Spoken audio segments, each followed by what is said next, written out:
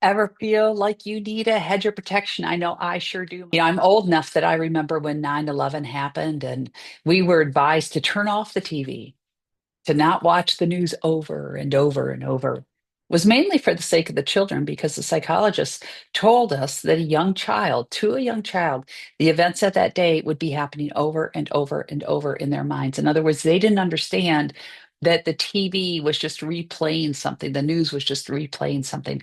To a child, it was happening over and over and over and over, and that with that fear would actually come into their lives. So the media was all over the place. Our psychiatrists, psychologists were all over the place saying, turn off the TV, don't let the children keep watching that, because they were concerned about their mental health.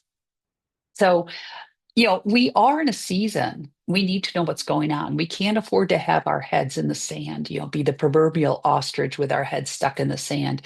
We need to be aware of what's going on. We need to be aware of the cautions day by day, what's happening not only locally, but also in the world around us.